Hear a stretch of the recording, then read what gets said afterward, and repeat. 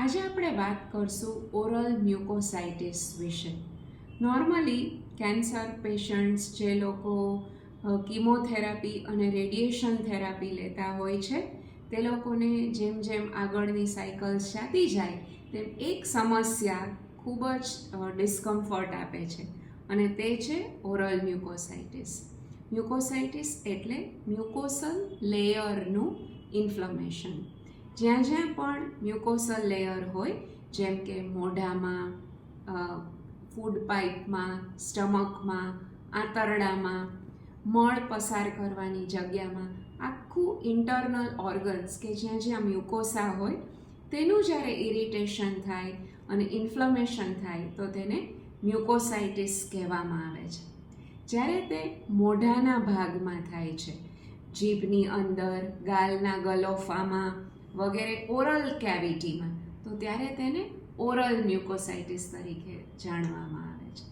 મોટા ભાગે કીમોથેરાપી અને રેડિયેશન થેરાપી જ્યારે લોકલાઇઝડ આપવામાં આવે, કીમોથેરાપી સિસ્ટમિક સાઇડ ઇફેક્ટ અને રેડિયેશન થેરાપીની લોકલાઇઝ સાઇડ ઇફેક્ટમાં ઓરલ મ્યુકોસાઇટિસ થતું હોય છે, જેમાં દર્દીને મોઢામાં પહેલાં છાલા પડે છે અને એ છાલા આગળ જતા એટલા બધા સિવિયર સ્ટેજમાં બળતરા અને પેઇન આપનારા હોય છે કે દર્દીને ફૂડ ચ્યુ કરવામાં, પાણી ગળેથી ઉતારવામાં, બોલવામાં ખૂબ જ તકલીફ પડે છે.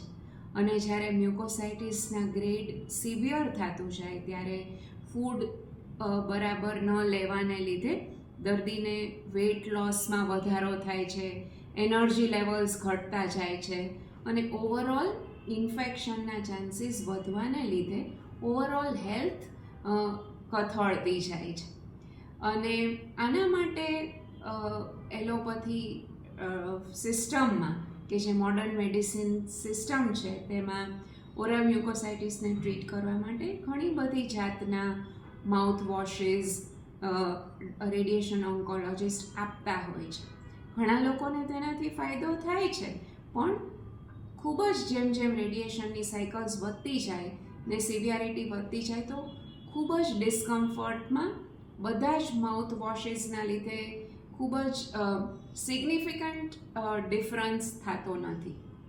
એ સમયે આયુર્વેદ ચિકિત્સા પદ્ધતિમાં ઉપલબ્ધ જે અન્ડરસ્ટેન્ડિંગ છે કે જેમાં ઓરલ મ્યુકોસાઇટિસ ખૂબ જ બોડીમાં પિત્ત વધવાને લીધે, ઉષ્ણ ગુણ વધવાને લીધે, કફનો જે પ્રોટેક્ટિવ લેયર છે તે ઘટવાને લીધે આ સમસ્યા થતી હોય છે.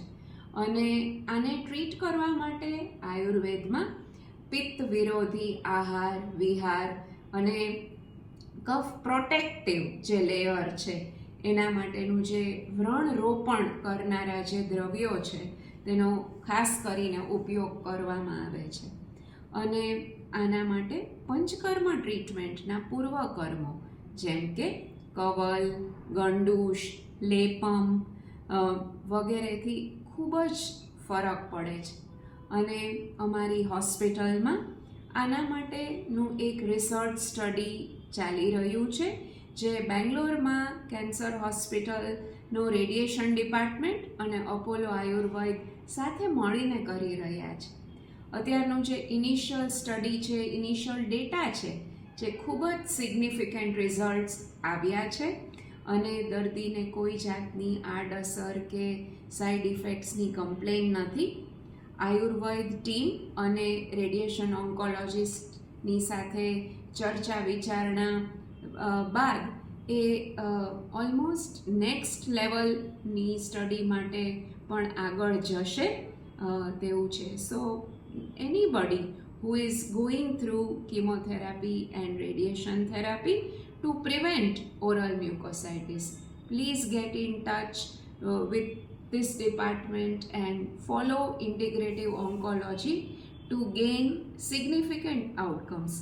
એનાથી માત્ર તમારો સિમ્પટમ કંટ્રોલ જ નહીં થાય, પણ ઓવરઓલ તમારી હેલ્થ સુધરશે, તમે સારી રીતે ખાઈ પી શકશો, સારી રીતે તમારી એનર્જી લેવલ્સને ઇન્ફ્લેમેશનને રોકી શકશો, જેના લીધે તમારી કિમોથેરાપી અને રેડિયેશન થેરાપી ટાઈમથી પૂરી થશે અને એના લીધે ઓવરઓલ તમારા કેન્સરના આઉટકમ્સ, કેન્સરનું જે પ્રોગ્નોસિસ છે એ ખૂબ જ સારું થઈ શકશે.